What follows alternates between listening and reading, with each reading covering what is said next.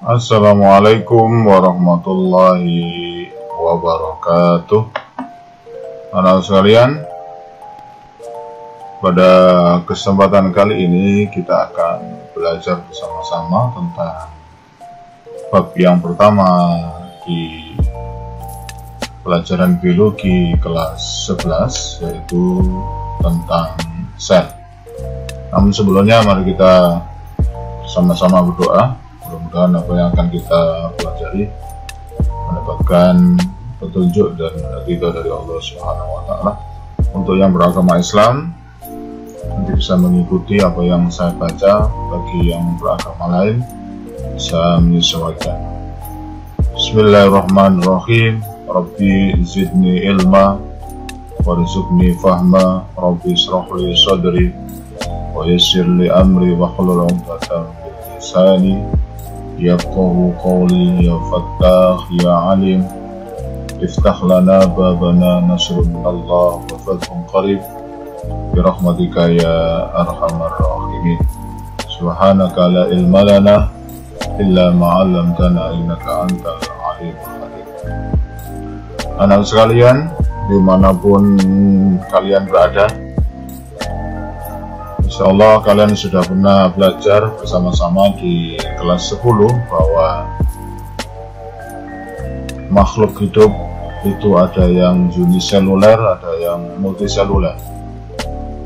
Makhluk hidup yang multiseluler atau yang bersel banyak akan terdiri dari bagian yang paling kecil, yaitu sel. Sementara makhluk hidup yang uniseluler berarti sel itu sudah termasuk makhluk hidup. Oleh karena itu, mari kita belajar lebih detail lagi apakah itu sel. Oleh karena itu, mari kita melihat peta konsep dari sel sehingga kita bisa mengetahui apa saja yang akan kita pelajari di bab pertama dari kelas 11 ini. Konsep tentang sel diawali dari penemuan mikroskop sederhana, yaitu oleh Robert Hooke.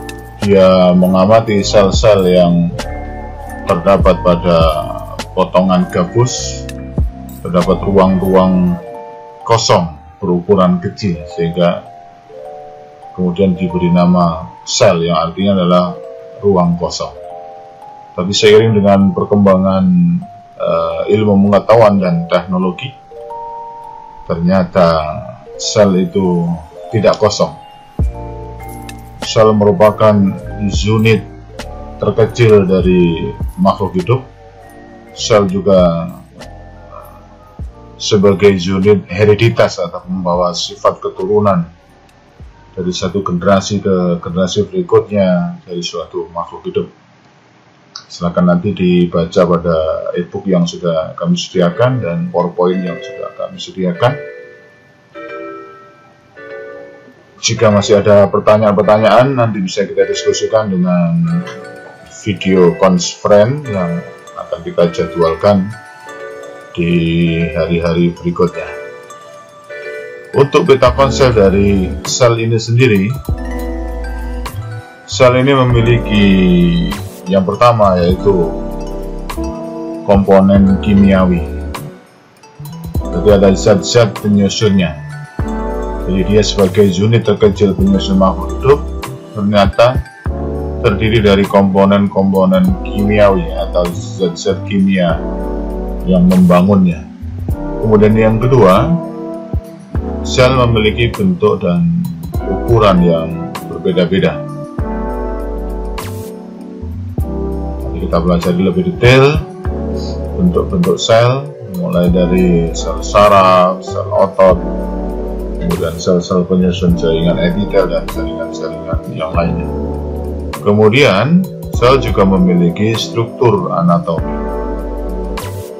Selanjutnya, komponen kimia atau zat kimia yang membentuk sel komponen yang pertama yaitu air. Ini merupakan komponen yang paling besar penyusun sel, sehingga dikatakan segala bentuk kehidupan itu berasal dari air. Inna kulla syai'in hayy minal ma'. Segala sesuatu yang hidup berasal dari air. Kemudian komponen berikutnya yaitu lemak. Lemak itu semacam minyak yang ada di sel.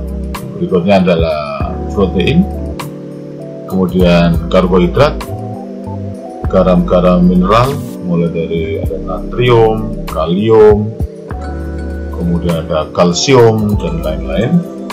Kemudian yang terakhir dari komponen kimia dari sel yaitu vitamin. Apa fungsi dari masing-masing komponen kimia ini? Nah, silakan dibaca di e-book yang sudah disediakan, sehingga kalau nanti ada pertanyaan-pertanyaan lebih lanjut yang muncul bisa ditanyakan dan bisa kita diskusikan. Kemudian berikutnya yaitu tentang bentuk dan ukuran sel. Karena sel adalah merupakan bagian terkecil dari makhluk hidup, tentunya tidak bisa dilihat secara langsung menggunakan mata telanjang. Karena itu ini membutuhkan alat bantu yaitu mikroskop cahaya, dan yang lebih detail lagi yaitu mikroskop elektron. Ini sehingga perkembangan ilmu tentang sel sangat dipengaruhi oleh penemuan-penemuan alat ini. Semakin canggih teknologi tentang mikroskop ini, maka ilmu-ilmu yang berkenaan dengan sel atau sitologi akan juga mengalami perkembangan, sehingga kita bisa mengetahui berbagai macam bentuk dan ukuran sel. Bentuknya apa saja, kemudian ukurannya itu berapa mili atau berapa sepermili atau seperseribu mili. Nah, silakan dibaca di e-book yang sudah kami sediakan di Google Classroom. Kemudian yang berikutnya yaitu tentang struktur anatomi. Struktur anatomi adalah bagian-bagian secara terperinci yang menyusun sel itu sendiri. Jadi sel itu sudah kecil, tapi ternyata masih terdiri dari bagian-bagian yang lebih kecil lagi. Untuk struktur ini perlu diketahui bahwa nanti di bab ini dan di bab-bab selanjutnya di kelas 11 pelajaran biologi ini kita selalu menjumpai struktur. Struktur itu adalah bagian-bagian penyusun dari sesuatu. Kalau ini sel, berarti struktur sel. Kalau nanti struktur organ misalnya adalah bagian-bagian penyusun organ. Kita telah mengetahui bahwa organisasi penyusun kehidupan diawali dari sel, kemudian kumpulan dari sel punya bentuk dan fungsi yang sama membentuk jaringan, jaringan-jaringan membentuk organ, organ-organ membentuk sistem organ, dan sistem-sistem organ akan membentuk organisme atau makhluk hidup. Kita pada bab pertama ini mempelajari bagian yang paling kecil dari makhluk hidup, yaitu sel. Walaupun dulu ada yang mengatakan bahwa sel itu sederhana, ternyata setelah ditemukannya mikroskop yang canggih, ternyata sel terdiri dari bagian-bagian yang tidak sesederhana yang disampaikan oleh pendahulu-pendahulu kita, dikarenakan mungkin waktu itu alat-alat yang ditemukan masih sederhana.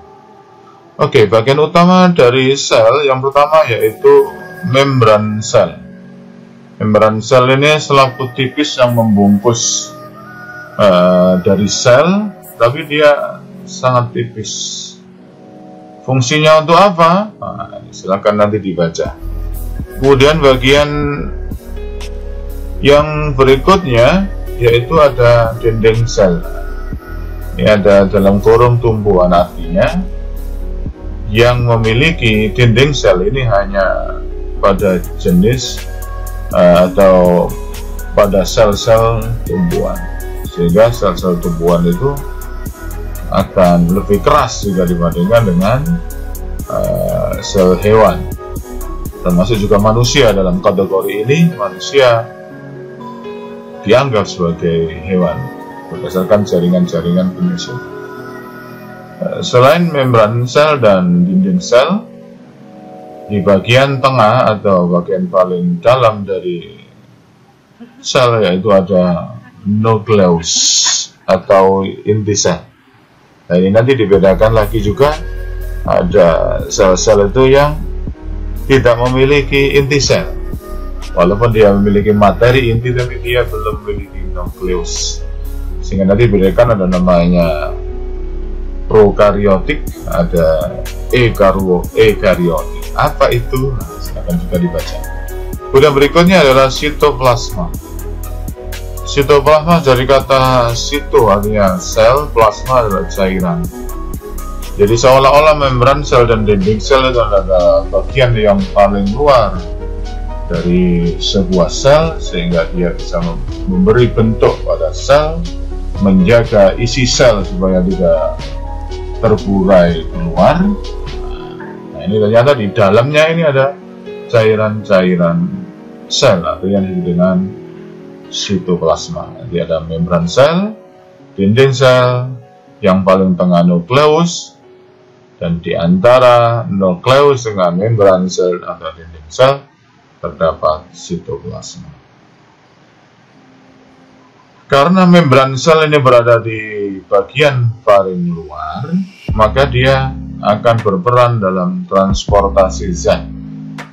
Jadi sel ini sebagai unit terkecil dari makhluk hidup, dia akan membutuhkan zat-zat untuk segala proses yang terjadi di dalam sel. Oleh karena itu perlu adanya transportasi zat dari dan ke. Jadi zat yang masuk atau zat yang keluar dari sel itu sendiri. Adapun cara-cara transportasi zat yang akan masuk atau keluar dari sel, ada yang diberi nama transport pasif, transport aktif, kemudian ada eksositosis dan ada endositosis. Untuk transport pasif dibedakan menjadi dua, yaitu difusi dan osmosis. Kemudian untuk endositosis terdiri dari dua juga, yaitu ada fagositosis dan pinositosis. Apaan ini semuanya ya? Ada pasif, ada aktif, eksositosis, endositosis, ada difusi, ada osmosis, fagositosis dan pinositosis. Aduh, banyak sekali ternyata ini konsep-konsep yang ada di dulu. Jangan khawatir ya, semuanya sudah ada penjelasannya di PowerPoint yang sudah kami sediakan dan di e-book yang ada. Bahkan bukunya ada beberapa buku tuh, mungkin ada 4 kalau nggak 5 buku. Nah, silakan itu dibaca semuanya. Sehingga jangan percaya dengan apa yang saya jelaskan di sini sebelum kalian membaca PowerPoint dan e-book yang sudah kami sediakan. Untuk sitoplasma, nah, ini ternyata terdiri dari bagian-bagian lagi. Ini ternyata terdiri dari organel-organel. Itu kata organ. Organ itu alat. Jadi ternyata sel yang begitu kecil itu masih terdiri dari alat-alat lagi atau bagian-bagian yang lebih kecil lagi. Ini luar biasa. Jadi ciptaan-ciptaan Allah ini besar luar biasa, kecilnya juga luar biasa. Organelnya terdiri dari apa saja? Waduh, banyak sekali. Di sini misalnya ada namanya ribosom, kemudian ada namanya plastida, kemudian ada namanya lisosom, kemudian ada retikulum endoplasma kasar, retikulum endoplasma halus, dan lagi banyak yang lain. Organ-organ yang menyusun atau membentuk dari struktur dari anatomi sel. Karena itu jangan malu-malu untuk membaca buku yang sudah disediakan. Ingat bahwa membaca bagian dari ibadah. Sebagaimana Allah telah menurunkan surat yang pertama, yaitu surat Al-Alaq. Nah, ini bagi yang muslim, Iqra bismi rabbikal ladzi khalaq. Bacalah dengan menyebut nama Tuhanmu. Jadi ini kita benar-benar harus mau membaca, sehingga nanti banyak sekali ilmu pengetahuan yang bisa kita peroleh. Mudah-mudahan dengan bertambahnya ilmu pengetahuan bisa meningkatkan amal ibadah kita, dan semakin kita mengerti tentang siapa diri kita dan bagaimana Tuhan kita menciptakan ini semuanya. Perlu Anda ketahui semuanya bahwa semua yang diciptakan oleh Allah ini semuanya untuk manusia. Walladzi khalaqalakum ma fil ardi jami'an. Dialah Allah yang menciptakan segala sesuatu yang ada di muka bumi ini, semuanya untuk manusia. Oleh karena itu, mari kita belajar dan terus belajar. Mudah-mudahan ini bisa menjadi bekal kehidupan kita di masa-masa yang akan datang. Terima kasih, saya ulang kembali, tolong jangan percaya dengan yang saya sampaikan sebelum membaca buku yang sudah disediakan. Mari kita akhiri dengan bacaan penutup majelis. Alhamdulillahirabbil alamin. Subhanakallahumma bihamdik, nasyhadu an la ilaha illa anta, nastaghfiruka wa natubu. Terima kasih. Assalamualaikum warahmatullahi wabarakatuh.